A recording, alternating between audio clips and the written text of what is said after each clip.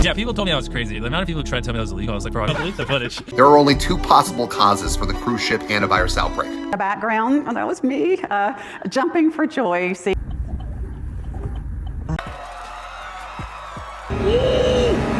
You better start giving me some answers.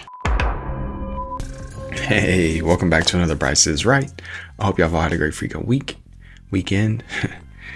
But yeah, y'all know what time it is. It's time to dive down deep into some of the creepiest and freakiest videos I could find in the deepest, darkest corners of TikTok. And nah, these are not your ordinary videos. They're going to be blowing your mind, making your head spin, and having you question your reality. But of course, before we get started, let's go ahead and smash that like button. Subscribe if you haven't, so you don't miss out on any future content. And please leave your thoughts in the comments below. Let us know what's up. Other than that, let's go ahead and dive right in, y'all.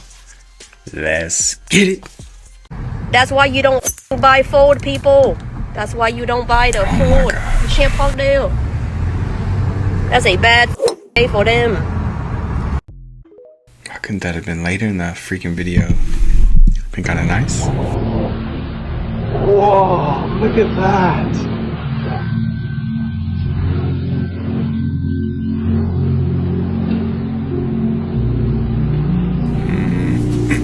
Lovely. You see, I went to the Rainbow to look for a pot of gold. The gay bar? Oh. Again, no questions.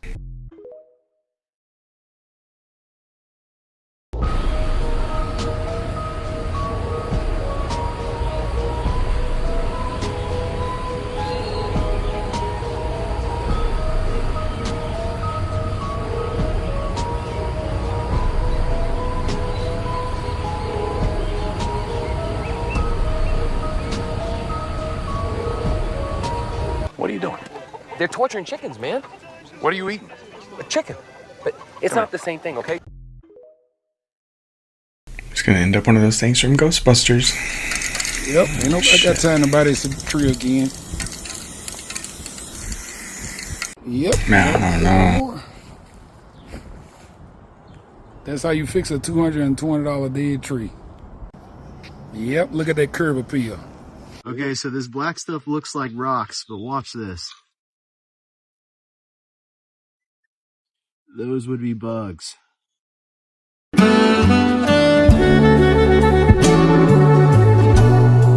you just gotta live your best life. Oppan Gangnam Style.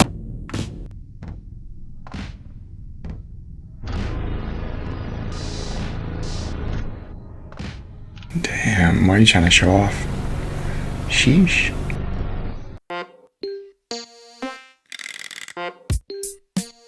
You know how the other day I said, can there be too many, or too much background music? You know, basically collaborating or colliding together. My algorithm said nope.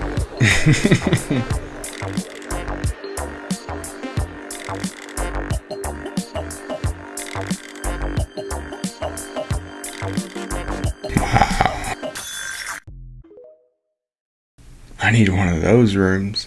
The data centers are a cover-up. Let me explain. If you had a giant subterranean underground city and you needed to get large amounts of fresh water to it, how would you do that? You couldn't just take it. People would revolt. But if you convinced them that it was necessary and that the water was needed for data centers that would create jobs and a massive influx of money for the local economy, maybe people would think about it. I think our government knows about an event that's about to unfold. What that event is, I have no idea. But with all the dead space scientists, one can put two and two together. Let me know what you think in the comments below. That's interesting. Ooh, I like that one a little too much. Because it's just like we got like basically a Google on steroids. I don't even know why people think it's like so. I mean, I understand it beating chess players, but like, dude, I can get beat by Mortal Kombat by the computer all day. AI is not that impressive to me. I mean, don't get me wrong, my AI is great.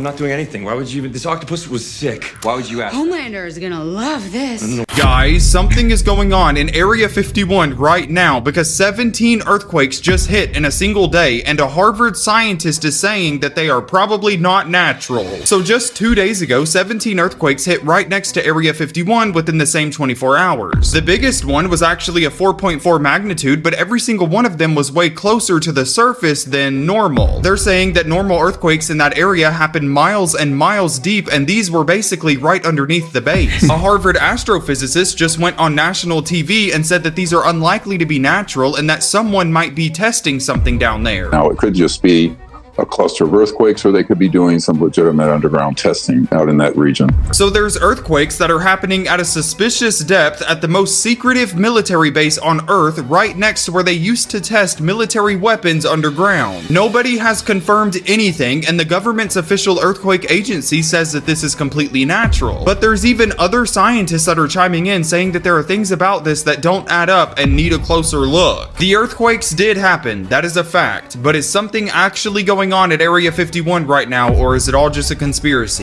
That's a good question, Nick. Get some water here. And just with all that water being taken away and Oh my gosh, Nick. redistributed around the globe, I feel like. Maybe the poles are shifting.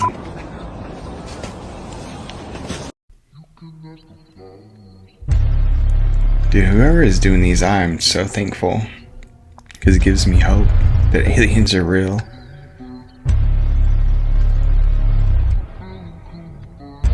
I just want to know what they're using and how much AI is being introduced to it.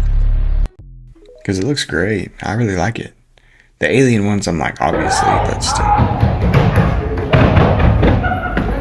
Where are you going? Where are you going? Damn. Right. Dude, that had to have hurt so bad.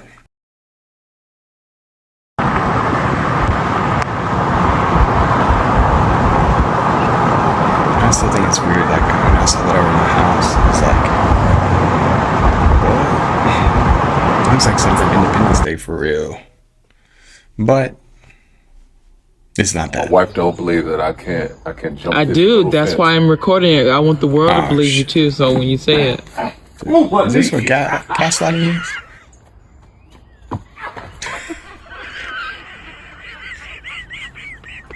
Damn, had me snort. it went exactly how I thought it was gonna go. Hell yeah. Dang, that's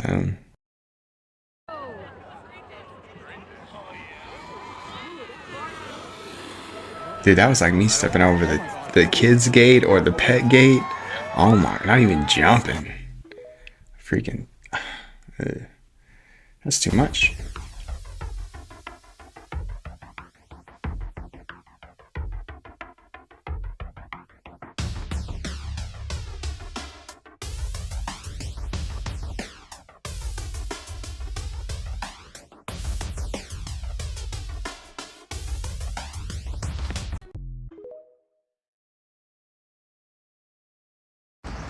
I thought my car was broken into.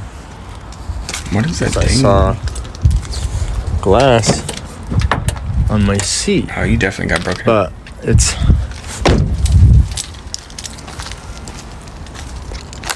someone's car fucking exploded. Oh, all over mine. There's literally like melted metal and shit all over the place. I was just trying to go to work, man. 12 seconds later, 3:28 a.m. So what the hell was that all about? A business deal that went sour. Plus, I made the mistake of sleeping with his sister.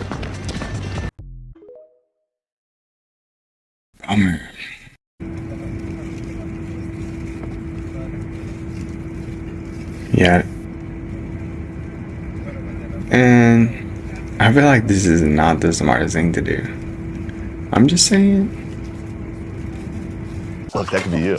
Oh, we're gonna have to ask you to leave. Hit him with the fucking Bart Simpson. It's like, how soon until you're like, The light that you see on my face is Earth shock. That's so funny. You know what I want? I want to talk to Samson. Fly me to the moon like that bitch Alice Cram. And that is the beautiful Earth. To me, it almost looks like the Earth's like on a scoop. Like, you know how like an ice cream scoop would be on the cone? So we all know about the P-47s and the P-52s, y'all, okay, right? What if I told y'all that Edvard Munch painted one of those things, okay? And I know y'all gonna think I'm crazy and say there's no correlation or anything like that, right? But keep up, y'all, keep up, okay? Edvard Munch painted this in 1893. This is known as the Scream painting. It's one of the most famous art pieces. It's up there with Mona Lisa, and you know, it's up there, okay? Edvard Munch said he's seen a humanoid, bald-headed being and it stuck with him to the point where he had to go home and he had to paint it, and this visualization was in his mind the entire time painting because he's never seen a being like that, right? And then we get to the P-47s and P-52s, which is supposed to be us 47,000 and 52,000 years in the future, y'all, right? So what if the P-47s and the P-52s, y'all, went back to that time, 1893, wow. and Edvard Munch seen that and was like, let me get it, let me paint it, okay?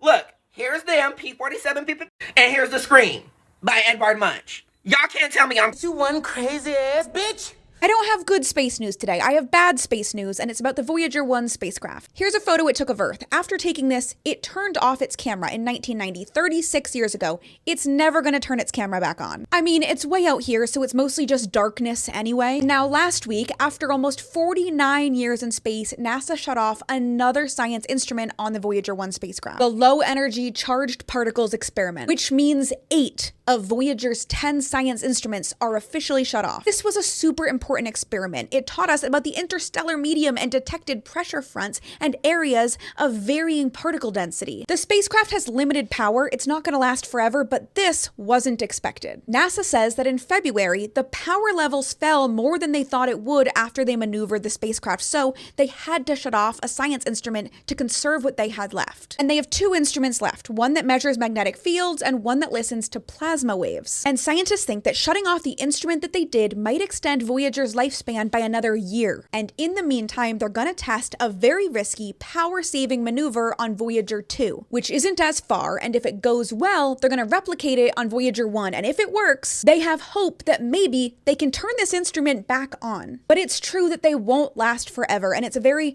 optimistic hope that someday aliens will encounter these long-dead spacecraft and learn a little bit about Earth and the people on it.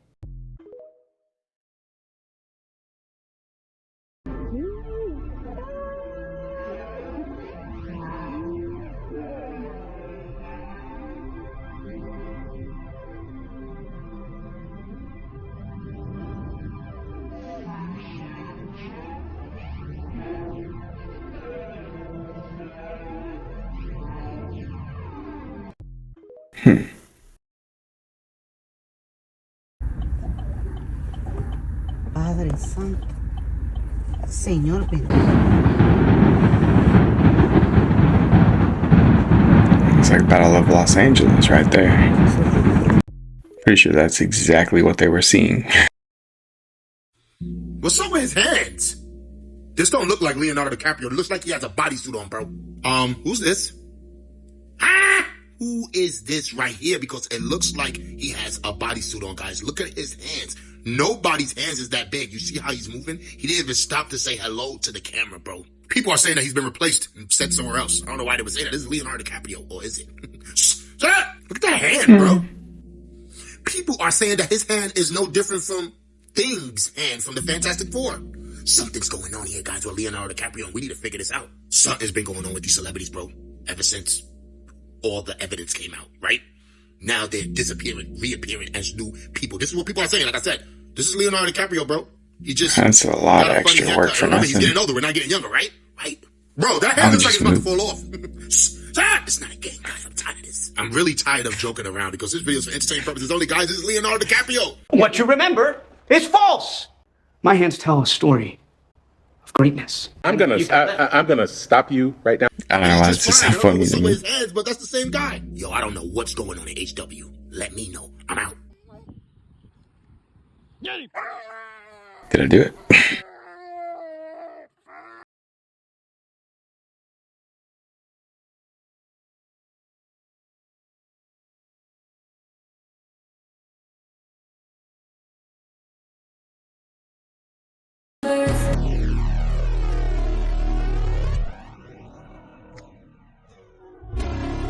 I'm starting to see more of its hoax with those pictures. A psychic accused Selena Gomez and Benny Blanco in the case of David. Yes. This is like alleged, obviously. This is not my theory. Selena Gomez, she needed a new kidney, right? David is close with Benny Blanco. So Celeste was the kidney for Selena. No, it got so popular that in all of Selena Gomez's TikTok posts, it goes, R.I.P. Celeste, give her a kidney back or something like that. Yo, they're flooding her comments because of this psychic. Yes. But didn't Gomez get her kidney from somebody else already? Yes, years ago? yeah, I thought she got it from it was 10 years ago. But you know, like, kidneys can fail. Kidneys can go bad. So she needed another one. And the psychic in the interview was crazy. He's like, oh yeah, I see Selena. Somehow, some way, this connects with Selena Gomez. Oh my god. I also have Selena Gomez's boyfriend. I don't know who Selena Gomez's boyfriend is. So he's connected, she's connected. But what made it worse was Benny Blanco was on Kai Cenat's stream and he brought a bunch of Hello Kitty luggages. And David, in his last performance, he was wearing a Hello Kitty thing. And who loved Hello Kitty? Celeste.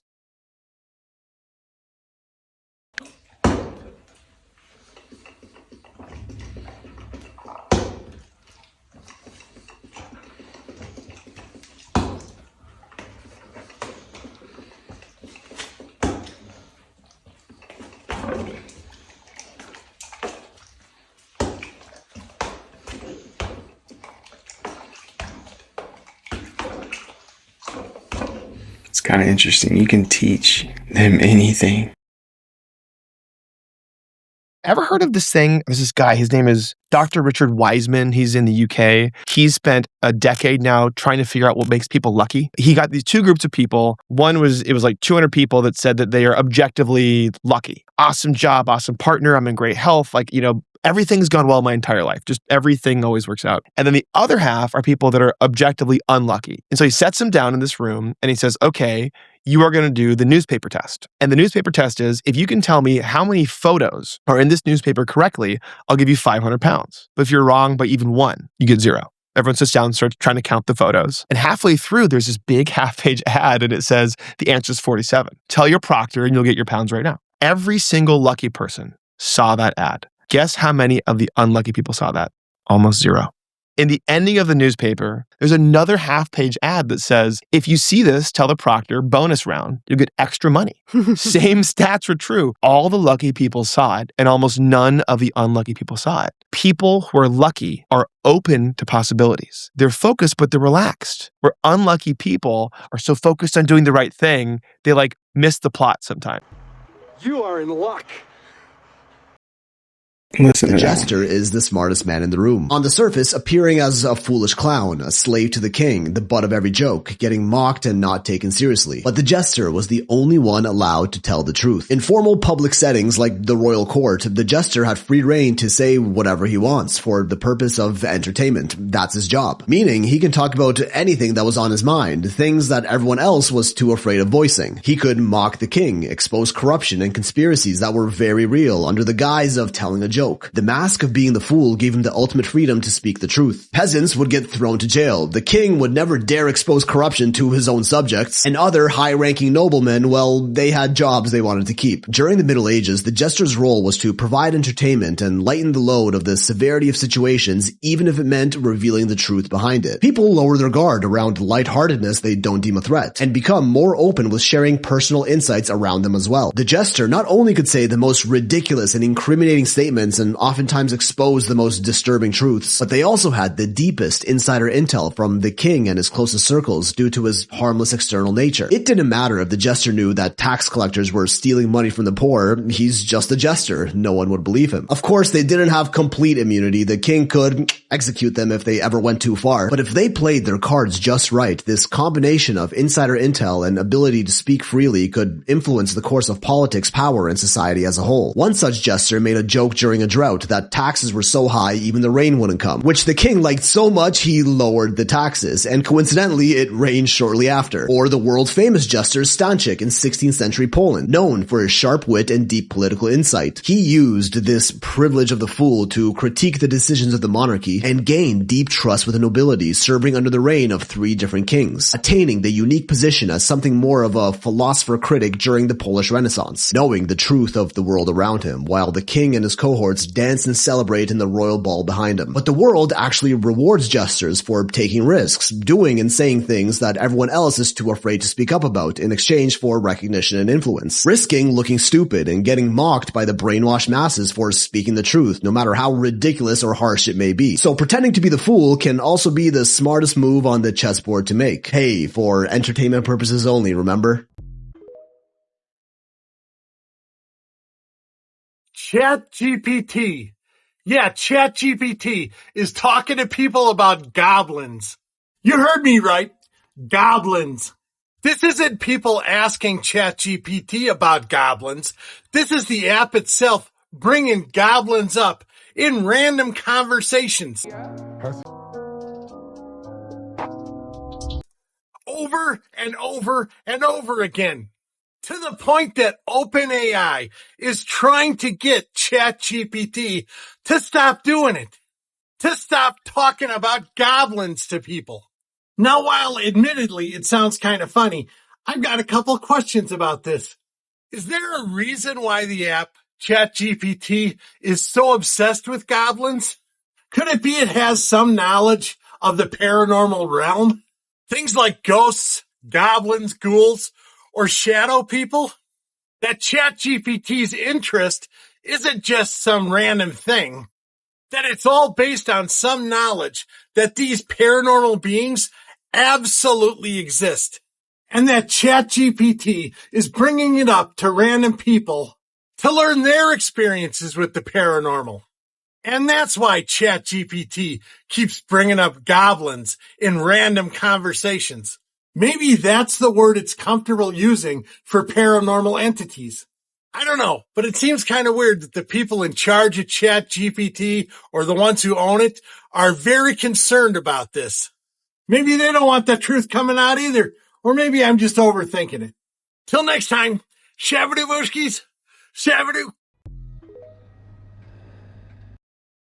I don't know about that one. I have one simple message for the traditional media. You cannot force people into watching things they don't want to watch. And passing laws, trying to do that, is not going to end well for anyone. Every creator should be talking about this right now. Prominence laws are currently quietly being discussed, which would force social media platforms to prioritize government-picked channels over independent creators. And it's starting in the UK and EU. And if YouTube themselves are now getting concerned, that shows you how serious this is. In a rare political statement, they said these rules could force YouTube to give special treatment to a small group of organizations handpicked by a government. For creators and media companies that are not chosen, the risk is real. YouTube themselves said that if these rules are passed, it will affect the future of discovery. So you're probably wondering why. Well, in short, broadcasters like the BBC, ITV, Channel 4, etc., they believe they are too important to fail. They recently signed a joint call for legal action saying that because of the current state of misinformation online, social media companies need to be, quote, promoting impartial news on the platforms young people use. And notice how they did not limit this to just YouTube. The result of this, in YouTube's own words, by forcing these channels to the front of the line, everyone else gets pushed back, regardless of what the viewers, you, actually want to watch. This makes it harder for creators to grow an audience and earn a living. But the most important thing above all, and let me speak directly to the ministers and the heads of broadcasters watching. We all agree there is a problem with misinformation that needs to be tackled. Absolutely. And that is why I and so many other independent creators do what we do every day. But this method that you're currently pursuing is not an effective solution. People haven't stopped watching your content because they can't find you. I mean, you already own a permanent news section right on the front of YouTube. You occupy 4 out of the top 5 most followed news accounts on TikTok. Pushing to the front of the queue through government intervention is not going to fix the problem. It's just going to piss off everyone else standing in line. And queuing is the one thing that British people are known for. So let's not ruin that too. If you are a creator or a viewer that believes in a free internet, share this video, make your own, because, to use their own quote, democracy dies in the darkness. I mean, that's just going to bring up a bunch more Most people don't know this, SNLs. but there's no such thing as a kiwi fruit. Parodies. This fruit is native to China and has been documented since the Tang Dynasty. The Chinese called it Mi Ho Tao, which translates to macaque peach. In 1904, a New Zealand schoolteacher brought seeds back from China and gave them to a farmer who grew the first kiwi outside of Asia. New Zealand called it Chinese gooseberry and exported it to America for almost 50 years. But in 1959, America refused to buy anything with the word Chinese in it. You're really cool, but I don't like your name. So the companies selling them started calling them melanettes. But melons were hit with higher tariffs than other fruits, so they just named it after their national bird, the kiwi. That's how an ancient fruit became just another marketing tactic, which is pretty insane. How do you like those fruit videos? I really enjoy them. We have a lot of My wife crazy probably hates things me. happening in the world right now. A jar of Paraphrasing almond on butter that. right now costs about $24, and a 50-inch flat screen TV is on average about $188, or like 8 jars of almond butter. A dad missed his flight because his son drew all over his passport and he didn't discover it until he was at the airport showing TSA. A man is suing a casino after waking up in handcuffs with $75,000 in debt that he doesn't remember. A new bill that bans chemtrails is being talked about in South Carolina right now. It's being discovered right now that some people with severe dementia or major brain damage can have full clarity of their mind shortly before death in a phenomenon called terminal lucidity. Almost everyone in Billy Joel's "We Didn't Start the Fire" is now not alive. An IBM training manual from 1979 said a computer can never be held accountable, therefore a computer must never make a management decision. My name's Adorian, follow me to stay in the loop. Just listen to these sounds. That's It's about to weird. blow your mind. Can never make a management decision, huh? Why would you add that on there?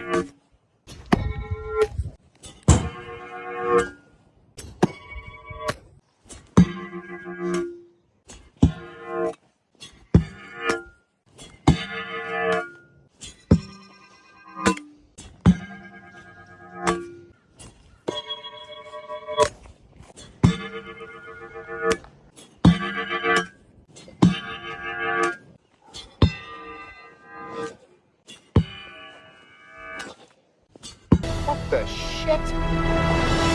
Alright, what's this? When I walk out and he sees me, he's gonna come flying. Here, boy! Oh, he's already No, bird up. Here, boy! What you doing, boy? Morning, boy. Hey, how you going? Okay. Alright. Up. Up. Good boy.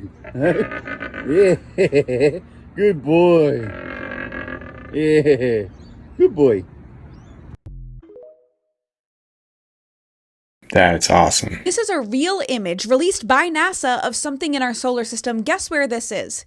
Wrong. It's Jupiter, and it's not the Great Red Spot. These are the auroras at Jupiter's South Pole. Here's a better image of Jupiter's South Pole. Probably not what you expected. All of these ovals are cyclones. Cyclones. And you can't even count how many there are because they're moving and changing, and there's so many. Here's one by the North Pole, but with lightning. This one has arms, cloud arms. Here's one storm squishing another storm. These are real images taken by a spacecraft that traveled 5 years to get to Jupiter. Here's a jet stream. These clouds are like 1,900 miles deep. Some of these storms can be over 30 miles in height and hundreds of miles across. For reference, here's Jupiter's moon Io. That's bigger than our moon. It's also terrifying. And here's another moon, Callisto. And here's the rest of Jupiter in infrared. Sometimes even the protector of the solar system looks kind of scary, but also the most beautiful thing I can ever imagine. Yeah, nope. What the? Estoy sola, no mames. No hay nadie. Vete a la fregada. I wouldn't know what to do if I walked up on that kid by himself. I placed a piece of agar in the center of the petri dish and set a slime mold on top. After adding water, it effectively became a desert island. Let's see if the slime mold can find a way off. At first, it woke up and seemed quite active, stretching its tendrils in every direction. But before long, it retreated back to the center. It looks like this little guy can't swim.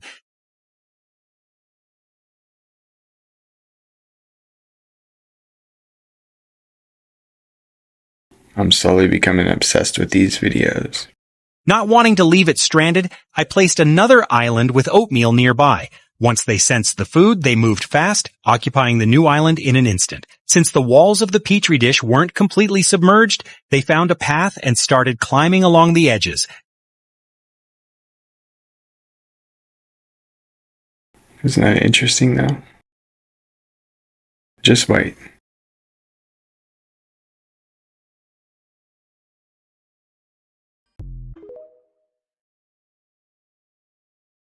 Middle of the Andes between Argentina and Chile. Just found a huge feather, size of my face.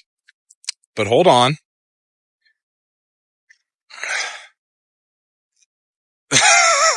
Holy shit.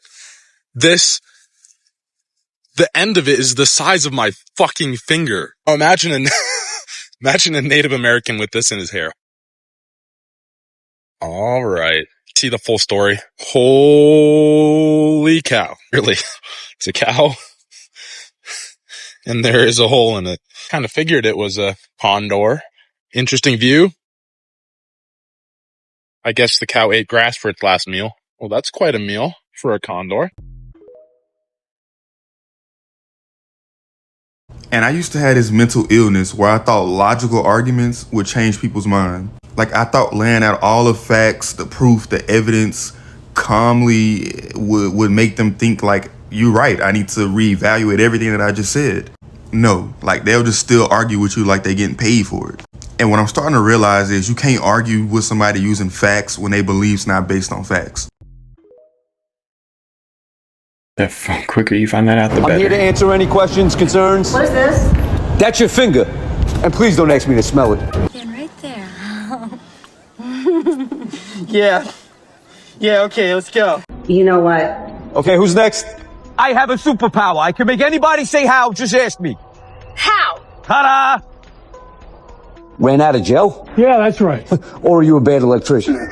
Fucking asshole. I'm sorry, bro, but it does look like you combed your hair with a balloon. I gotta be honest. Did you comb your hair with a balloon? I'd like to take you outside. Is it windy out? Yeah. Yeah, I don't want to mess my hair up. Excuse me. Do you have a card? No, I don't, but are you okay with saying no on camera? No. Please, come on, just once, please. Can you? No, please move on. Come on, just say it once for the documentary. No. Come on, hon, I'm begging you, please. Just once. When I say action, you say no. Ready? Action. No. Okay, no means no, right? Spreading some love. What? To make the world a better place. Why? Why what? Why should you be doing that? You mean I shouldn't be doing that? You know what? You're right. Fuck everybody. Thanks for the advice, bro. Okay, what am I looking at? You're looking at a motherfucker that will take risks. So what are you saying? If you were locked up, you would pick up the soap? You know, it could be a real pain in the ass trying to get the soap. Today, I like that. in the Mississippi sticks, I saw something that don't fit at all, and that's the Windsor ruins. Those are 23 columns out in the middle of nowhere, Mississippi. Why? It was a plantation home with 29 columns. This is 23. Okay, it was a 3-story plantation home, the biggest one in the nation, obviously. These columns are like 40 feet high, and this was built at the beginning of the Civil War. Let's get into it. The young adult that built this 17,000 square foot plantation home in the sticks of Mississippi was named Smith Coffee Daniel II. His dad was the first Smith Coffee Daniel. There was 23 rooms. There was a dairy room, which I didn't know. Is there cows in it or just bottled milk? There's a dairy room. There was a water tank in the attic that would distribute water to the bathrooms. There was an observatory at the very top. I mean, it was high class. But like all of these old world structures, it burned 30 years later, and Smith Coffee Daniel II died 2 weeks after it was done being built. Now, I'm not laughing at that man's death. I'm laughing at another narrative with that line in it. It's either the architect or the owner. But look at these bricks, man. I mean, pristine still. I don't know if they kept up with them, but wow, they look brand new, don't they? Brand new. Supposedly they were done locally. And then let's zoom in on the colonnades up at the top. These are iron capitals, okay? It wasn't until I zoomed in on them that I got a really good glimpse, and just look how beautiful this work is. These were supposedly made in St. Louis and sent down the Mississippi River, then put in an ox cart and carried to the construction site. This place is something special. So special. It really speaks to America being the old world. Just looks like old world ruins, doesn't it? Let me know what you think. Love y'all, and have a good day. What a sweetheart.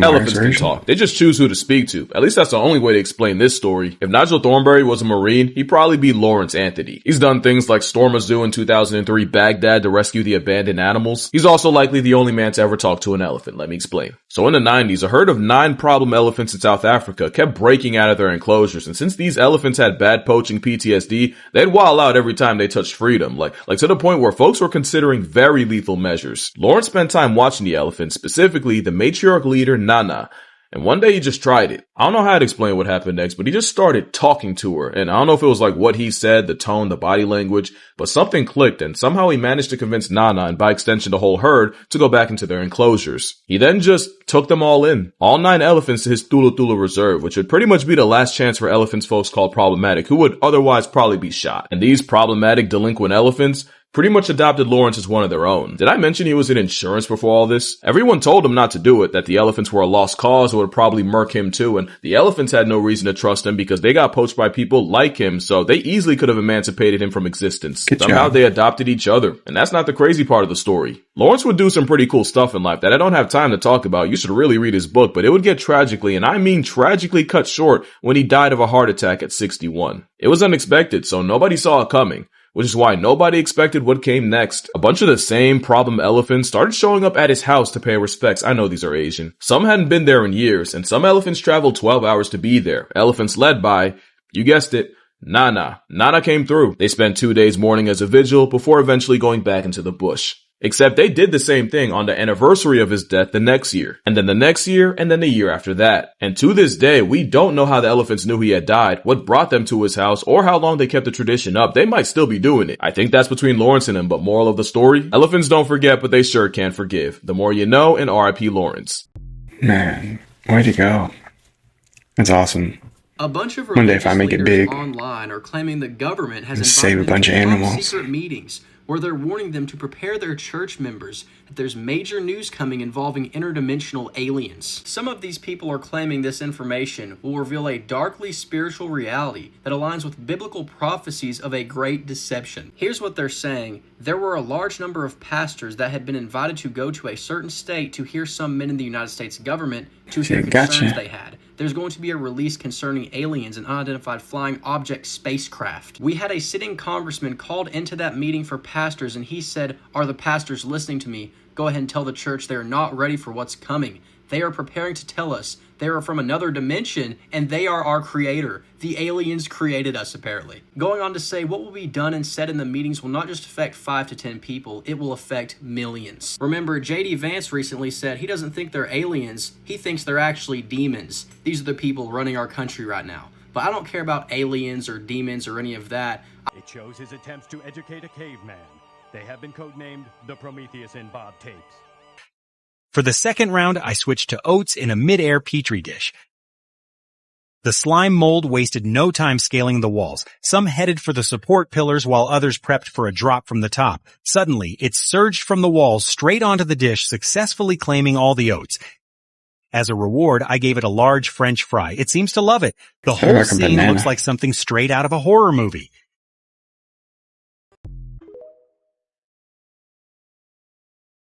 14-year-olds used to be babysitters. They now need babysitters. We're saying to young people, you can't take risks in real life. We're helicopter parenting. We're not giving them the freedom. How much freedom should you give a kid? As much as they can cope with. So you should allow them more freedom in the real world, because otherwise, the only place they get freedom is online. That's scary. I would tell them, like, there's too many broken bars. When I go into Walmart, I'm seeing too many that are broken. They told me, like, you're worrying about this too much. It's not that big of an issue. It happens to everyone. And I got to the point where it was just fucking pissing me off because I hated, like, grabbing a bar off the ground or seeing on the shelf all these, like, shattered chocolate bars that I paid people to put GoPros in, like, a bag of Lay's chips pointed at, because I tried to. I beg your pardon? Get Walmart to give me the security camera footage and they wouldn't. So I put hidden GoPros in a bunch of random Walmarts just to point it at the Feastival bars just to see why are they fucking breaking so much. There's so many shots of, like, you know, like a mom grabbing a bar and then she'd be looking at it literally like this and then you just see the box just go and she'd go and they would just fall off the shelf and then they just put it up and you know, some of the bars would be broken and it would just happen over and over and over again because we didn't engineer the boxes correctly. They didn't do anything wrong. Do you know how atypical that is, what you've just said? That you put GoPros. Yeah, people told me I was crazy. The amount of people who tried to tell me that was illegal, I was like, bro, I don't fucking care. I just need to know when my bars are breaking. Like, I'll delete the footage.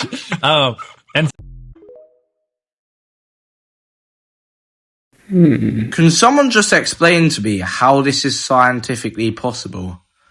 I've never seen the like. I mean, Josh Rock, what have you just done? Even he is surprised. Yeah, I have no clue. That's some weird manipulation there. So he says this. Amazon just got caught running a secret price manipulation operation with Levi's, Home Depot, Walmart, and many more. He says every time you comparison shopped online, you were looking at prices that were already rigged. Here's what happened. Amazon would monitor prices at Walmart, Target, Best Buy, Home Depot, and Chewy in real time. The second a competitor listed a product cheaper than Amazon, they'd contact the brand directly and tell them to fix it. And the exact emails are now public. Amazon sent Levi's links to 2 Walmart listings with the subject line, Styles of Concern. They basically said the prices on Walmart are too low and we have a problem. The next day, Levi's responded. I talked to Walmart, and they have partnered with us to take Easy Khaki Classic Fit back up to the latter SPP price $29.99 immediately. Levi's literally called Walmart and told them to raise the price because Amazon told Levi's to make the call. Walmart complied. Then Amazon matched the higher price. Both retailers ended up charging more. The customer paid extra. Yeah, they released HD surveillance footage from the shoot at the White House Correspondents' Dinner, and I have questions. Here it is, and we're going to focus on this area up here where you're going to see him walk into that doorway. So here we go. He walks in, nonchalant. You're going to see a canine officer come in, and the dog follows him into that room. And then you'll see him pull back the dog, and then it looks like they have a conversation. Looks like he's talking to him there. And he's finally going to turn away, and literally seconds later, not even 3 seconds, he comes out armed with the shotgun. Wow. A couple things noteworthy. First, what's in his hands? I see nothing. I certainly don't see a long shotgun in his hands as he walks in there. Doesn't look like his jacket is big enough to hide it if it's in pieces. And then he had time to assemble it while this guy's literally staring through the doorway? Look, they're taking down a metal detector right there. This guy's just kind of chilling there. And then it's the moment he turns, he comes out with it fully assembled. And look at the size of this thing. Was that on him? Or had he stashed that there prior? And if so, how was that missed? How did no one find a firearm stashed in a room right next to security? Moving on, he will exit. He'll come sprinting through here, and you're going to see this guy fire multiple shots. There you go. There was at least 3 there. As everybody just kind of scatters and seems confused. And it's worth noting, this guy walked into a room right there, seemed to be being watched almost the whole time he was in that room, and yet somehow got his hands on a shotgun, then sprinted through here, and all of these guys missed him. None of them were paying attention except for this one officer, who then proceeds to miss him at close range. At one point, this guy's basically standing in front of him. I understand he's running, but he missed him with every shot. And also, never see his firearm go off. I don't see him shooting at him. He points toward him. But, I mean, a shot, even if there isn't a muzzle flash, it puts out a lot of energy when it's fired, and I don't see a shot go off. And last but certainly not least, that was not the first footage we got, remember? We initially got this super low-res garbage footage of that incident happening. Then we got a higher-res version in between this version we have now that was clearly AI slop. We knew it was AI slop because, like, that paper disappears into his chest, that paper seeming to be the metal detector, but also nothing in his hands. He's not armed in the original one we got. He's armed in the new one. And you can see this is clearly the same footage by matching what the people are doing. Also in that version, this agent is looking in a different direction and wearing a hat. See what I mean? He has a baseball cap on and he's looking the wrong way. My question is, why did we get this version? We were always going to get this in some way, shape, or form. They're always going to release this. Why did they make an AI version? And then if they're willing to make one AI version, how do we know they didn't make more than one AI version? Which then begs the question, which is real? Is him with nothing in his hands real? Or is him with the shotgun in his hands real? Is no metal detector real?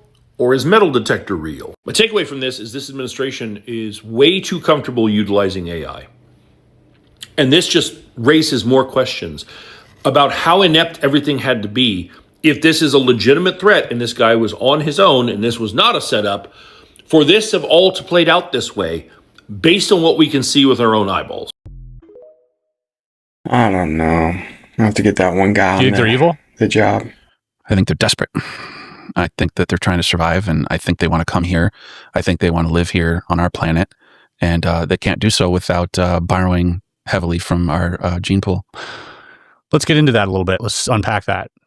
Yeah. There is, if you look at the story that the molecular biologist on Reddit put out, a lot of that taps into their diet and how they digest food and how they produce waste. It is said, according to him, that with, the fact that they don't have teeth, that they have these small openings as mouths, they have a separate trachea and esophagus, which, by the way, genius. Yeah. He said that they mainly would have to, consume a liquid diet high in copper. Yeah. Because copper was found to be, in really high content in the blood. And yeah. You have a theory on this, and it's not necessarily a theory that is, it's not of love and light. I'll tell you that. No, it's very dark. So you're saying it could be Airlines any shape up pilots there. finding out that their planes are no longer flying via social media is one thing. Customers finding out that the plane tickets they bought aren't even worth the paper that it's printed on is another. But then you learned that they were offered $500 million by the US. Caveat being that for the $500 million they would get, half of their fleet would go to the US for them to use for the military. And if you're like, Spirit was crazy not to accept that, for $500 million, that's the cost of less than 2 of their planes.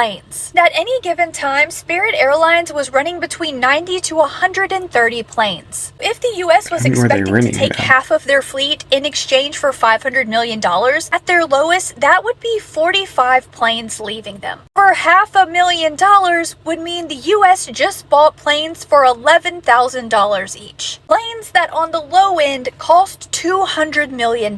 Spirit Airlines said, yeah, nice try, choosing instead to sell out their entire fleet for parts. Airline company that prided themselves on never having a fatality or crash, screwing over the people who work for them, the customers flying in their planes, the better alternative than accepting that deal. Enough is enough! I have had it with these motherfucking snakes on this motherfucking plane!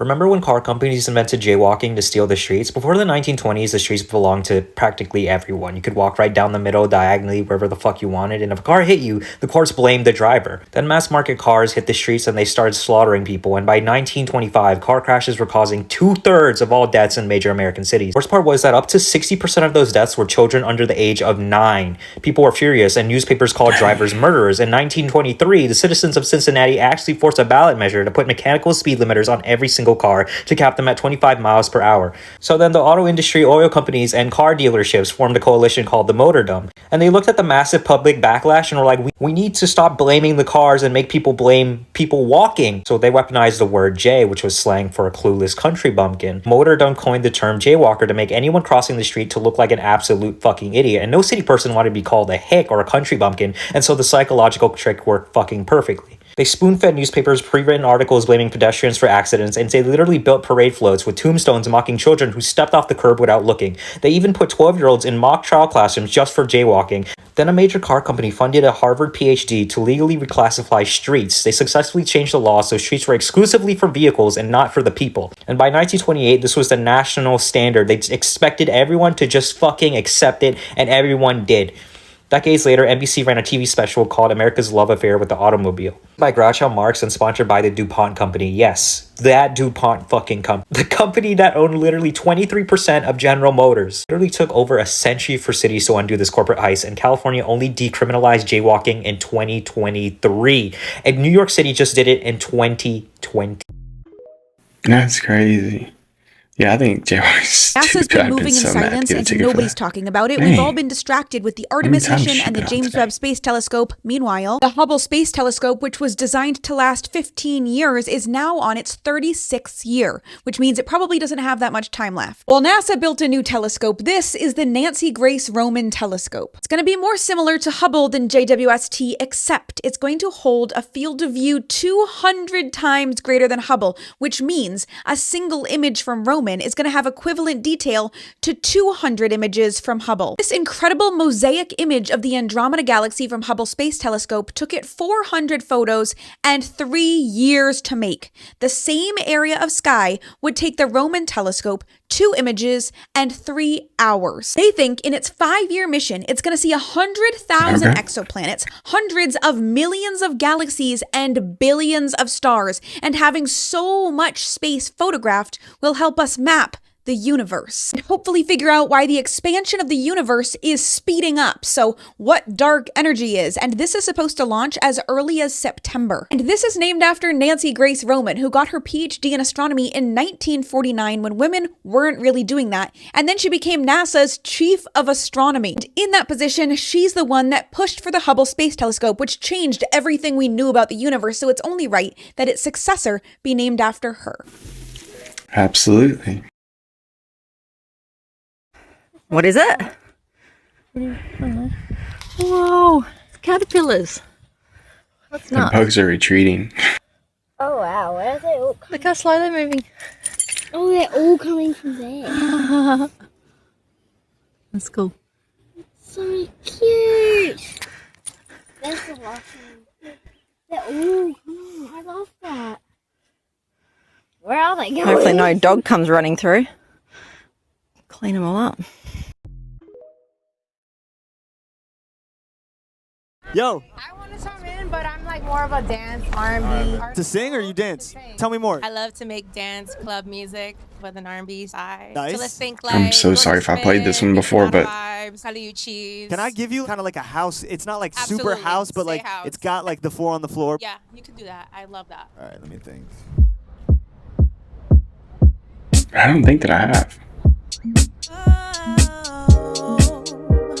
Is everything you say and do just something between me and you? Say you feel it too, 'cause I've been thinking about you lately. You ever had this Bronx love, baby? Something that I heard along the way makes me feel okay. I need that Bronx love, baby. Bronx love, baby.